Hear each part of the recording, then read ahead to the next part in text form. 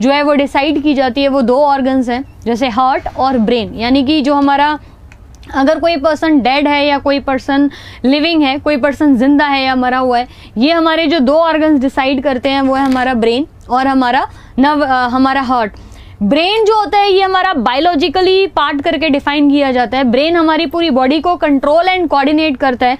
Simply अगर बोला जाए तो ये सेंट्रल इंफॉर्मेशन सिस्टम का काम करता है, CIC करके इसको मैं बोल सकती हूँ, या सेंट्रल प्रोसेसिंग ऑर्गन है कि जहां से भी आपकी जो इंफॉर्मेशन जाने वाली है वो ब्रेन से ही जाएगी। यानी कि ब्रेन सबसे इंपॉर्टेंट ऑर्गन है जो कि हमारे बॉडी में काम कर रहा है कंट्रोल एंड कोऑर्डिनेशन से रिलेटेड। नाउ सी, पहला सबसे इंपॉर्टेंट चीज, क्यों ये जो सेगमेंट है ना ये नर्वस सिस्टम में आता है, इसलिए क्योंकि हमारा जो ब्रेन है वो हमारे न्यूरॉन्स का बना है ना। कुछ 200 बिलियन जो सेल्स है ना, या 200 बिलियन जो न्यूरॉन के जो सेल्स हैं, उससे हमारा जो ब्रेन, पूरा का पूरा जो ब्रेन है ना वो उसी से बना हुआ है। ठीक है, इंफॉर्मेशन को स्टोर, क्या क्या फंक्शन हमारे ब्रेन के द्वारा किए जाते हैं, तो उसमें सबसे इंपॉर्टेंट कुछ चीजें याद रखिएगा।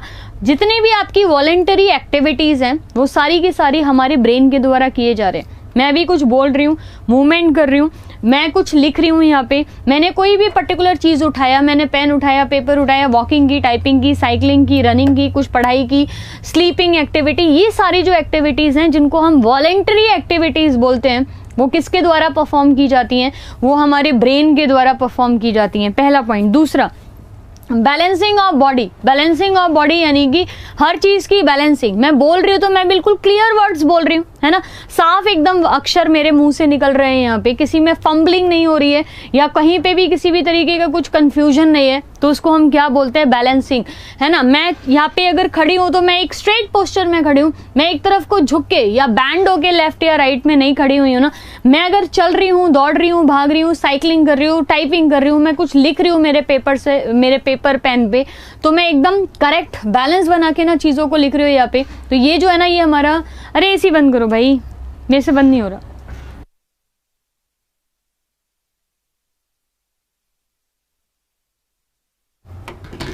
ठीक है, बैलेंसिंग करके इसको टर्म किया जाता है। दूसरा मतलब सेकंड, पहला आपका वॉलेंट्री एक्टिविटी, दूसरा आपका बैलेंसिंग करके टर्म किया।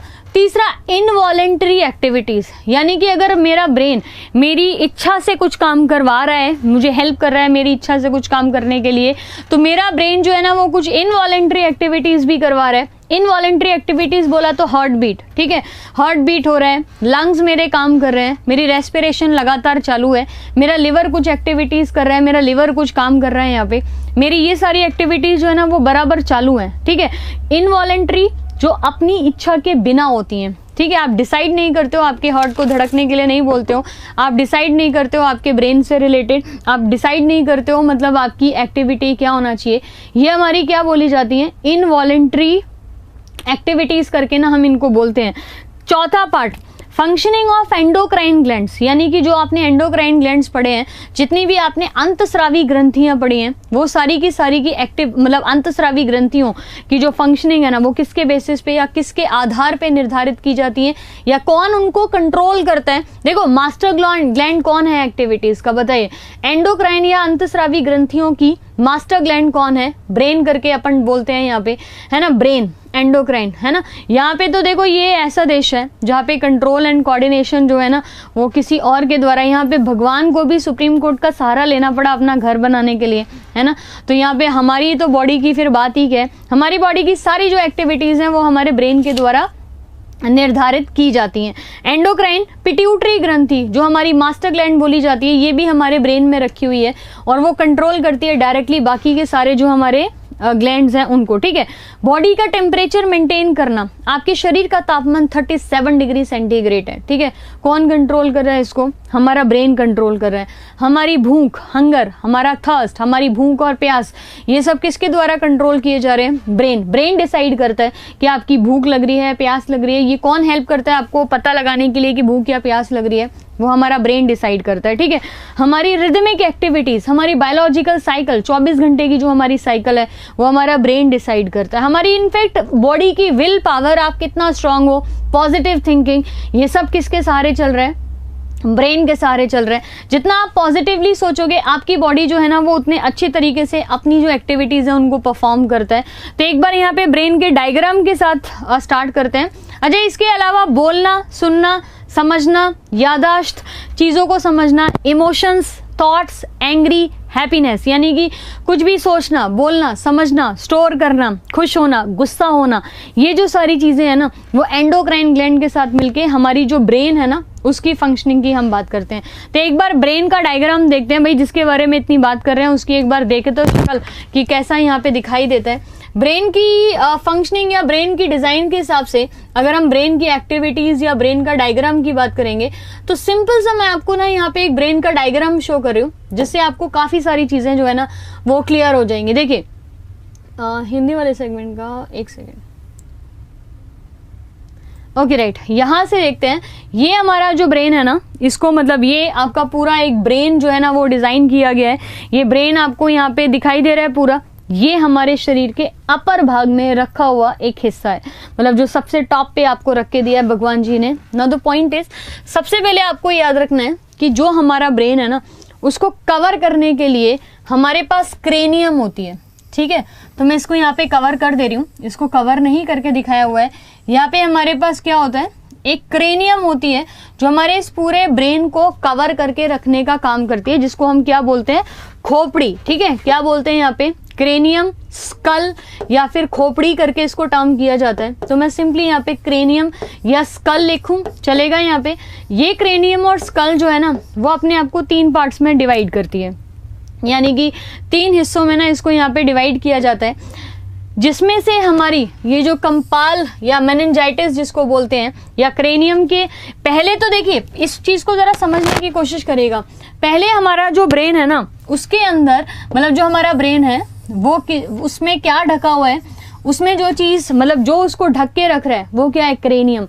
इस क्रेनियम के अंदर फिर से हमारी जो ना कुछ लेयर्स होती हैं जिनको हम बोलते हैं मेनिंजाइटिस या मेनिंजिस लेयर करके इसको डिफाइन किया जाता है। एक लेयर हुआ, उसके अंदर में आपकी यहाँ पे दूसरी लेयर जो है ना वो मौजूद होती है, ठीक है। और इन दोनों के बीच में एक फ्लूइड जो होता है ना वो भरा रहता है। क्लियर है, ये ब्रेन का डायग्राम क्लियर है। सबसे बाहर जो मैंने बनाया है वो क्या है, वो आपका यहाँ पे क्या बोला जाता है, कंकाल या फिर स्कल या फिर खोपड़ी करके मैं लिख सकती हूँ, यहाँ पे स्कल करके लिख सकते हैं, इसको कवरिंग जो होती है वो करके लिख रहे हैं। इस कंकाल के अंदर यानी कि इस खोपड़ी के अंदर मेरे पास यहाँ पे ना मेनिंजिस रखा हुआ है, मेनिंजिस ही बोला जाता है इसको, ठीक है। मेनिंजिस या मेनिंजिस करके आपको लिखा रहता है। ये जो पूरा मेनिंजाइटिस या जैसे मेनिंजाइटिस करके आपने ना एक बीमारी सुनी होगी, ये ब्रेन से रिलेटेड एक बीमारी होती है मेनिंजिन जो हमारी ये मेनिंजाइटिस या मेनिंजिस जो हमारी यहाँ पे ये लेयर है, इसके अंदर खुद से 3 लेयर होती हैं, ठीक है। जिसमें से हम सबसे बाहर वाला जो लेयर है उसको क्या बोलते हैं, ड्यूरा मैटर। क्या बोलते हैं, सबसे बाहर वाले को ड्यूरा मैटर बोला जाता है। यहाँ पे देखिए, ठीक है, दिखाई दे रहा है हिंदी वाला, ड्यूरा मैटर। दूसरा जो लेयर होती है उसको हम क्या बोलते हैं, एरिकनॉइड, है ना। दूसरी जो लेयर है उसको हमने क्या बोला, एरिकनॉइड। मैं एक बार आपको डायग्राम में भी बता दूंगी। और तीसरी जो लेयर है उसको हम क्या बोलते हैं, पाया मैटर, है ना। एग्जाम में ये क्वेश्चन आपको पूछा जाता है, मेनिंजिस की इनमें से कौन सी तीसरी लेयर नहीं है, ऐसा करके, मतलब इन 3 में से कौन सी लेयर मेनिंजिस की नहीं है, तो एक चौथा ऑप्शन आपको दिया होगा इन 3 के अलावा, तो वही आपका क्या है, करेक्ट आंसर होगा। ड्यूरा मैटर, एरिकनॉइड और पाया मैटर। यहाँ पे जो ब्लू लाइन दिख रही है ये आपकी क्या है, ड्यूरा मैटर, ठीक है। जो ग्रीन लाइन आपको दिख रही है ये क्या है, आपकी पाया मैटर। और इनके बीच में जो ये जगह यहाँ पे खाली है, इसके अंदर एरिकनॉइड जो है ना वो एक फ्लूइड की तरह होता है। देखो, एरिकनॉइड को हमने मैटर नहीं बोला, हमने खाली एरिकनॉइड लिख के छोड़ दिया। एरिकनॉइड को हमने मैटर नहीं लिखा है, हमने खाली एरिकनॉइड लिख के छोड़ा है। जबकि ड्यूरा और पाया को हम मैटर करके बोलते हैं, ड्यूरा मैटर, पाया मैटर। एरिकनॉइड फ्लूइड होता है जो हमारे ब्रेन को शॉक एब्जॉर्प्शन से बचाता है। जैसे हमारा हार्ट है, हमारे हार्ट के आसपास जो है ना एक लेयर होती है जिसको हमने पेरिकार्डियम बोल दिया। उसी तरीके से हमारा जो लंग्स होते हैं उनके आसपास भी एक लेयर होती है ना, जो प्लूरल मेम्ब्रेन करके बोली जाती है, प्लूरल मेम्ब्रेन, ठीक है। उसके अंदर फ्लूइड होता है जिसको प्लूरा फ्लूइड करके बोलते हैं। उसी तरीके से मेनिंजाइटिस जो कि हमारे ब्रेन की 3 लेयर्स की हम बात कर रहे हैं, इन मेनिंजेस में ड्यूरामेटर, एरेक्नोइड और पायोमेटर 3 लेयर होती हैं, जिसमें एरेक्नोइड जो है ना वो उसके सेंटर लेयर के लिए बात की जाती है। इधर से एक क्वेश्चन आपको एग्जाम्स में आता है, समझ आ गया ये, ठीक है। पहली चीज ये वाले मेनिंजेस समझ आ गई। इसी से रिलेटेड मैंने आपको एक डिजीज, एक बीमारी बोली, मेनिंजाइटिस करके एक बीमारी होती है। वायरस होता है या बैक्टीरिया, वायरसेस अगर आपके इस ऊपर वाले भाग में कहीं पे भी किसी में चले जाते हैं तो ये मेनिंजेस पूरी स्वेल कर जाती हैं और बहुत ज़्यादा पेन करता है। सबसे बाहर की कवरिंग की हमने बात की, अब अंदर में हमारा कुछ यहाँ पे ब्रेन है। ब्रेन हमारा जो है ना वो इस तरीके से डिफाइन किया जाता है, या इस तरीके से हम बोल सकते हैं, जिसमें से हमारा ब्रेन 3 हिस्सों में डिवाइड होता है। सबसे पहला हमारा है अग्र मस्तिष्क, ठीक है, सबसे पहला हमारा अग्र मस्तिष्क। दूसरा जो है ना वो क्या बोला जाता है, मध्य मस्तिष्क, दूसरा पार्ट। और तीसरा यहाँ पे पश्चिम मस्तिष्क, यानी कि फोर ब्रेन, मिड ब्रेन और हिंड ब्रेन, ठीक है। अग्र मस्तिष्क को हम क्या बोलते हैं, यहाँ पे फोर ब्रेन करके बोलते हैं, ठीक है। मध्य मस्तिष्क को क्या बोलते हैं, मिड ब्रेन करके बोलते हैं। और तीसरा जो हमारा है उसको पश्चिम मस्तिष्क या फिर हिंड ब्रेन करके बोलते हैं।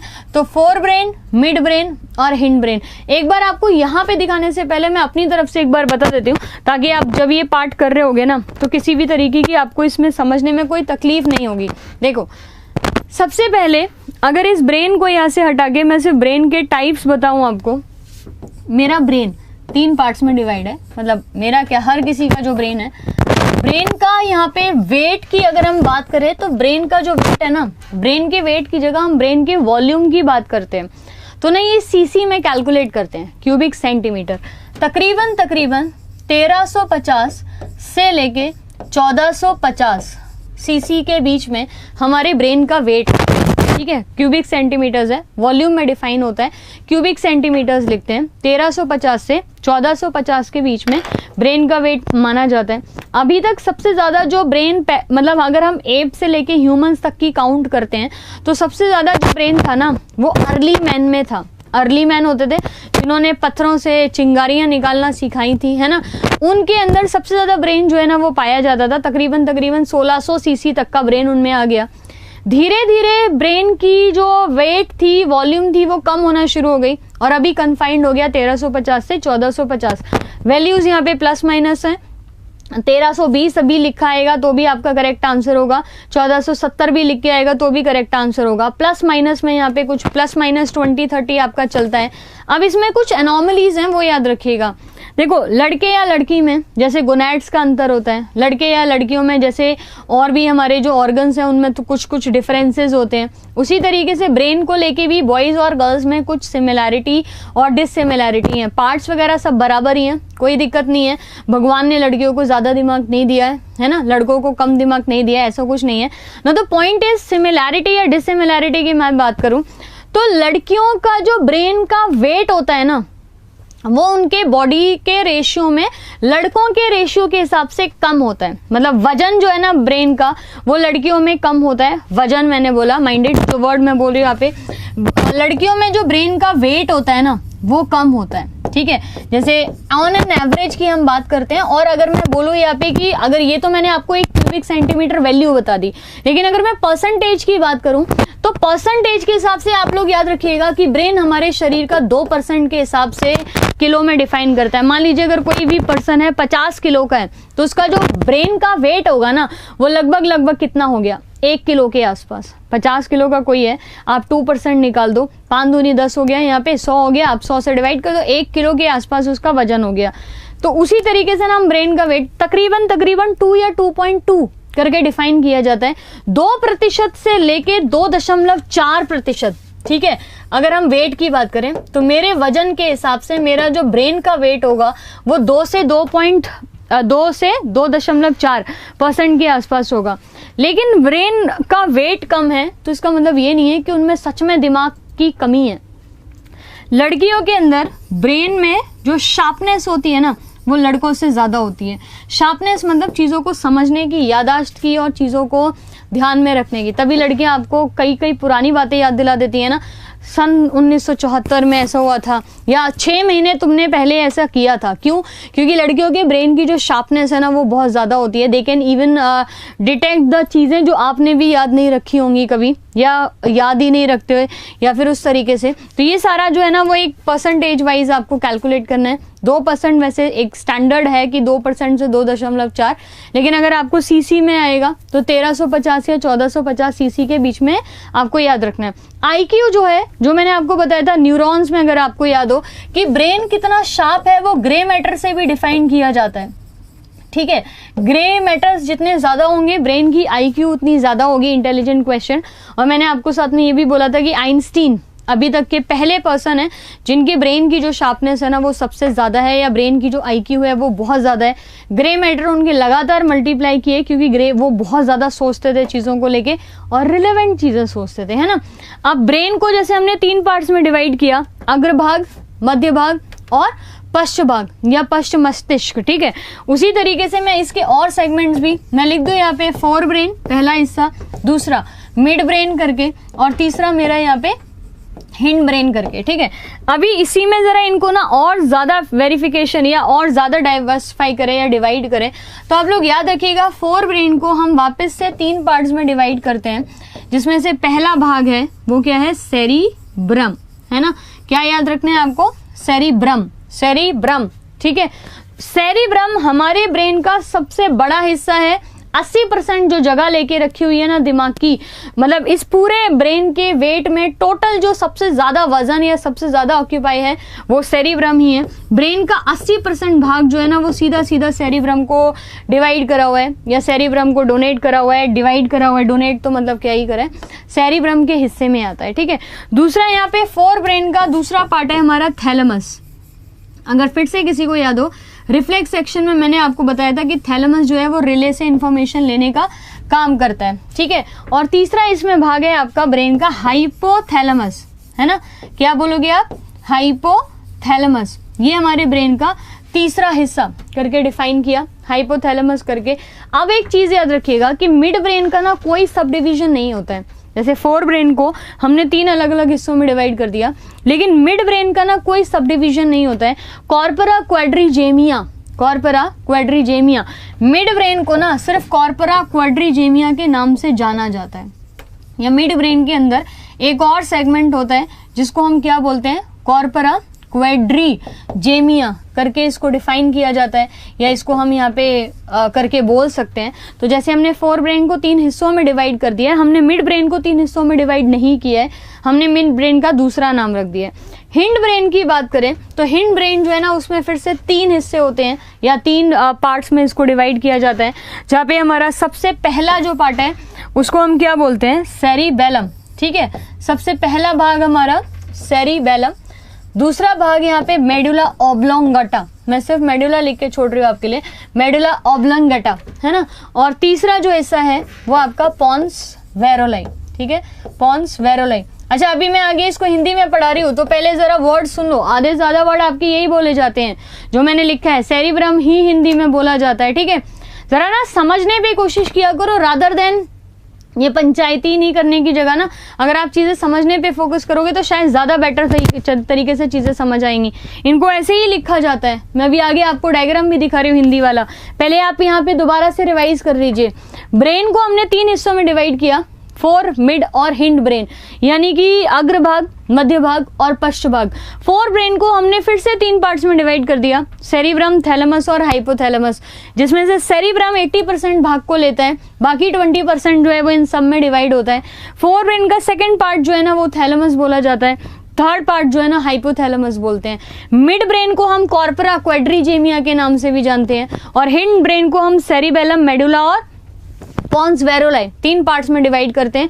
इससे ज्यादा सब डिवीजन की ना अपने को जरूरत नहीं है, लेकिन हाँ कुछ कुछ डायग्राम से भी आपको चीजें समझ आ जाएंगी। अभी हिंड ब्रेन और ये सारी चीजें तो आपको समझ आ ही गई हैं, बट एक बार देख लेते हैं। देखिए अग्रभाग यहाँ पे कौन सा है, मैं रेड कलर से मार्क कर रही हूँ यहाँ पे, चीजों को जरा अच्छे से समझिएगा। मैं वापस फिर आपको समझाऊंगी, पहले आप समझने की कोशिश करिए जो मैं आपको बता रही हूँ। ये टॉपिक अगर आपने कभी नहीं पढ़े हैं तो थोड़ा सा ना आप लोगों के लिए मुश्किल तो होगा ही होगा, लेकिन अगर आप समझोगे तो आपको अच्छे से चीजें समझ आ जाएगी। आखिरकार हम बात किसकी कर रहे हैं, अपने दिमाग की बात कर रहे हैं, है ना। अगर हम अपने दिमाग को भी नहीं समझ पाए तो फिर तो हमें बाकी चीजें समझने का कोई मतलब ही नहीं है ना। बाकी फिर आप कितना ही कुछ समझो, क्या ही फायदा, जब दिमाग ही नहीं समझा अपना या दिमाग ही नहीं समझ आया तो इस दिमाग से जो हम बाकी चीजें समझते हैं उसका मतलब क्या है।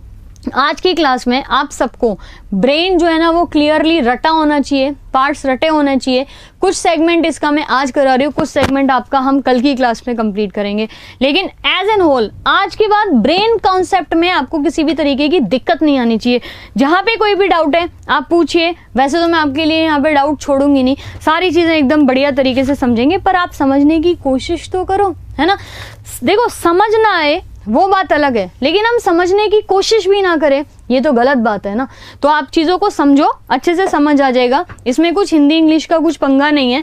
देखो सबसे पहले हमने अग्रभाग में हमने क्या बोला, सेरिब्रम, ठीक है। सेरिब्रम को हमने क्या लिखा, प्रमस्तिष्क, ठीक है। प्रमस्तिष्क क्या, ये हमारे मस्तिष्क का सबसे पहला भाग, सबसे आगे वाला भाग। तो हमने यहाँ पे फोर ब्रेन लिखा था जो हमारा पहला है। इस फोर ब्रेन का सबसे पहला भाग हमारा क्या, सेरिब्रम, यानी कि प्रमस्तिष्क करके हमने बोला। इसी फोर ब्रेन का, चलिए पहले इसको यहाँ पे रबी करते हैं तभी अपने को चीजें फिर से डिजाइन मतलब मार्क कर पाएंगे एटलीस्ट हम। देखिए सबसे पहला भाग हमारा प्रमस्तिष्क हो गया फोर ब्रेन का।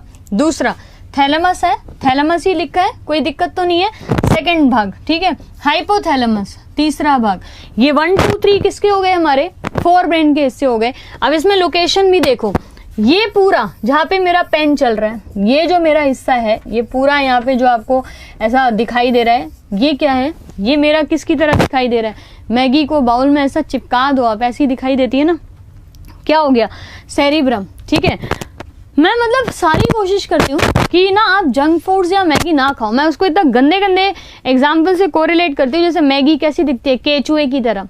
एनिमल किंगडम पढ़ा है ना, तो उसमें केचुए अर्थवॉर्म्स पढ़े हैं ना, केचुआ जैसे उठाओ इतने लंबे लंबे केचुए वॉर्म्स होते हैं।